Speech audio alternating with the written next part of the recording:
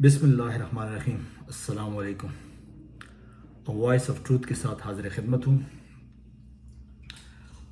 آج بات کریں گے وہ 5 کون سی وجوہات ہیں جن کی وجہ سے پاکستانی بیرون ملک جانا چاہتے ہیں۔ مجھے تقریباً 25-26 سال ہو چکے ہیں کہ میں ملک سے باہر ہوں اور گلف میں بھی رہا ہوں اور ابھی ویسٹ میں رہ رہا ہوں۔ تو اپنے وسیع تجربے کی بنیاد پر مجھے جو ہے اس بات کا پورا ادراک ہے کہ پاکستانی کس وجہ سے پاکستان میں رہنا نہیں چاہتے، کیونکہ میں خود اس سارے عمل سے گزرا ہوں۔ وجوہات تو بہت زیادہ ہیں اور زیادہ تر پاکستانیوں کی 2 ڈیسٹینیشنز ہوتی ہیں جب بھی وہ باہر جانے کی خواہش ظاہر کرتے ہیں۔ ایک تو زیادہ تر لوگ گلف میں چلے جاتے ہیں، کیونکہ گلف میں جو ہے ہمارے جو ان پڑھ لوگ ہیں وہ محنت مزدوری کر کے 2-4 پیسے کما لیتے ہیں۔ بہت سارے پڑھے لکھے لوگ بھی جو ہے گلف کا جو ہے وہ رخ کرتے ہیں، جس میں ہمارے ڈاکٹرز اور انجینئرز شامل ہوتے ہیں، لیکن اس میں یہ ہوتا ہے کہ وہاں پہ جب بھی آپ کی جاب ختم ہوتی ہے تو عموماً آپ کو اپنے ملک واپس جانا پڑتا ہے، کیونکہ وہاں پہ کوئی نیشنلٹی وغیرہ کا کوئی سلسلہ نہیں ہے اور نہ ہی آپ اپنے اسٹے کو وہاں پہ پرولونگ کر سکتے ہیں۔ تو لہٰذا جو ہے جو سب سے فیوریٹ ڈیسٹینیشن ہوتی ہے پاکستانیوں کی وہ ہے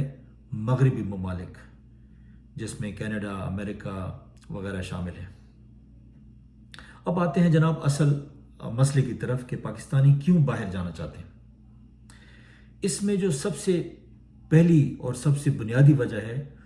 وہ ہے ہمارے معاشی حالات، یعنی ہمارے جو پاکستانی لوگ ہیں ان کے معاشی حالات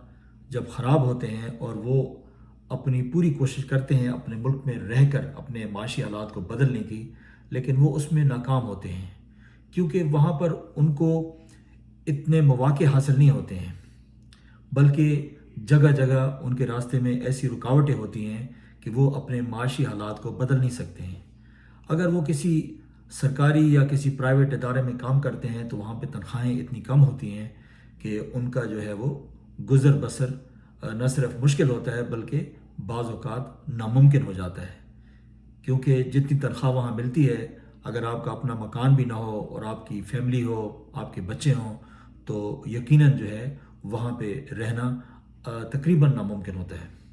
تو ان معاشی حالات کو بدلنے کے لیے وہ ملک سے باہر کہیں بھی جہاں پہ ان کو لگے کہ وہاں پہ وہ ان کو تھوڑی بہت معاشی آزادی حاصل ہوگی تو وہ اپنے ملک کو خیر آباد کہہ کے نکل جاتے ہیں۔ اچھا، اب دوسری وجہ کیا ہے جناب؟ تو دوسری جو سب سے بڑی وجہ ہے پاکستان چھوڑنے کی وہ ہے وہاں کی لاقانونیت، پاکستان کی بدماشی، یعنی پاکستان میں کوئی قانون نہیں ہے۔ مائٹ از رائٹ، ہر وہ شخص جو طاقتور ہے اس کا قانون چلتا ہے۔ آپ کا کہیں بھی کوئی پولیس کچہری میں کوئی مسئلہ آتا ہے یا کسی سرکاری دفتر میں کوئی آپ کا مسئلہ آپ کو درپیش ہوتا ہے یا پراپرٹی کا کوئی مسئلہ درپیش ہوتا ہے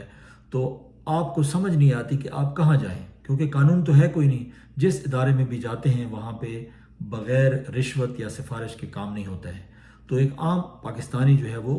در بدر کی ٹھوکریں کھاتا ہے، در بدر کے دھکے کھاتا ہے، بلکہ اکثر اوقات تو جو افسران بالا کے جو چپڑاسی حضرات بیٹھے ہوتے ہیں وہ آپ کو افسران کے آفس میں جانے کا جو ہے وہ موقع ہی فراہم نہیں کرتے۔ لہٰذا جو ہے آپ کو شدید جو ہے اس بات کی تکلیف ہوتی ہے کہ آپ ایک پاکستانی ہونے کے باوجود، ایک آزاد ملک میں رہنے کے باوجود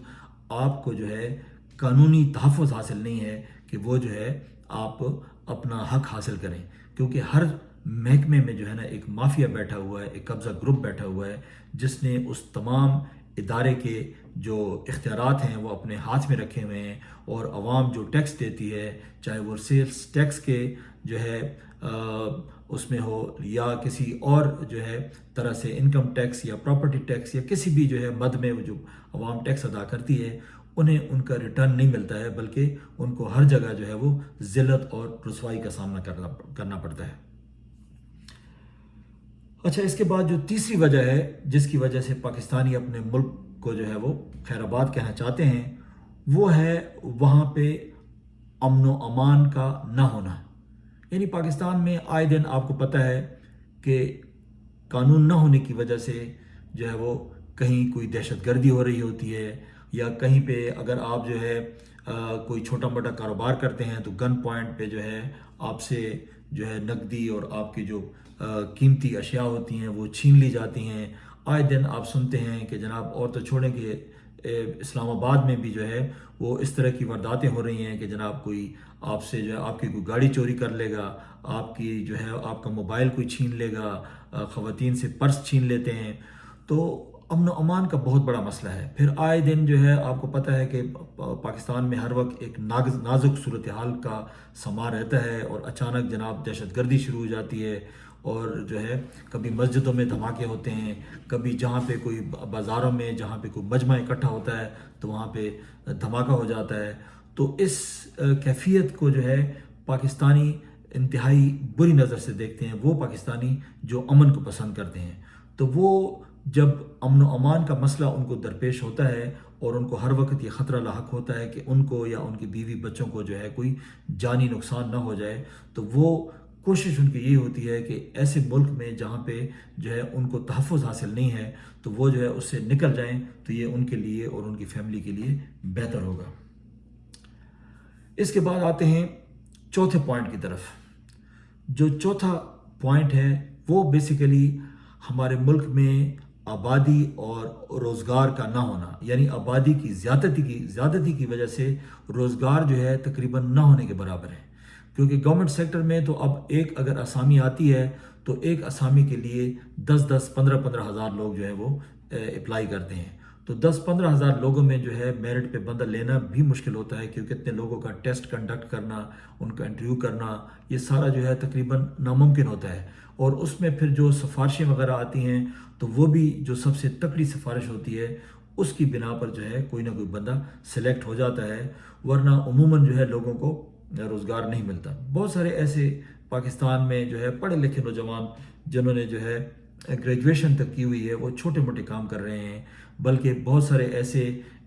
جو فریش انجینئرنگ کر کے لوگ نکل رہے ہیں وہ ایکسپیرینس کی نہ ہونے کی وجہ سے جو ہے وہ مختلف پرائیویٹ کمپنیز میں کام کرتے ہیں بیگار پہ. یعنی ان کو کچھ پیسہ وغیرہ نہیں ملتا ہے، وہ صرف سال 6 مہینے 2 سال جو ہے بغیر پیسوں کے بغیر تنخواہ کے کام کرتے ہیں کہ انہیں ایک ایکسپیرینس کا ایک لیٹر مل جائے تاکہ اس لیٹر پہ جو ہے وہ بیرون ملک جو ہے وہ روزگار حاصل کر سکیں.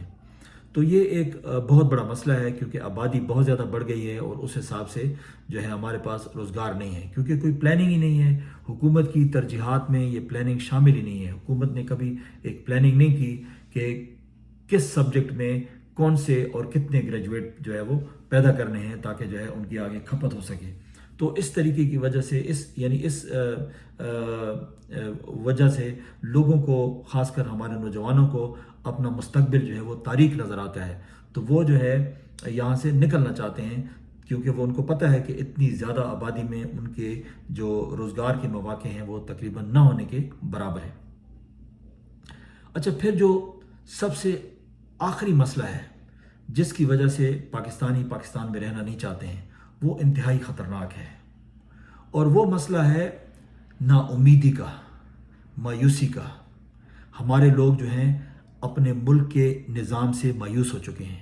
وہ اپنے سیاستدانوں سے مایوس ہو چکے ہیں، وہ اپنے سیاسی قائدین سے مایوس ہو چکے ہیں، وہ اپنے اداروں کی کارکردگی سے مایوس ہو چکے ہیں، وہ اپنی عدالتوں سے مایوس ہو چکے ہیں، وہ اپنے ان اداروں سے مایوس ہو چکے ہیں جنہوں نے ملک میں جو ہے ایک نظام قائم کرنا ہے، یا جنہوں نے ان کو انصاف دینا ہے، یا جنہوں نے ان کے مینڈیٹ کا تحفظ کرنا ہے. یہ انتہائی خطرناک صورتحال ہے. اس لیے ہمارا نوجوان، یہاں تک کہ ہمارے جو مڈل کلاس کے لوگ ہیں یا جو ہمارے ہاں جو بزرگ حضرات ہیں، وہ بھی ان کی اکثریت جو ہے وہ اس پہ پہنچ چکی ہے، نہج پہ پہنچ چکی ہے کہ ان کو اب سامنے ایک نا امیدی نظر آتی ہے. وہ سمجھتے ہیں کہ ہمارے ملک کا نظام نہیں ٹھیک ہو سکتا، وہ ایسے ہی چلتا رہے گا. اس کی وجہ یہ ہے کہ جو لوگ نظام کو چلا رہے ہیں وہ نظام کو ٹھیک کرنے میں ان کی کوئی دلچسپی نہیں ہے، کیونکہ جو بڑے بڑے لوگ ہیں، جو بڑے بڑے اداروں کے سربراہان ہیں، جس طرح بڑے بڑے جرنیل ہو گئے، جو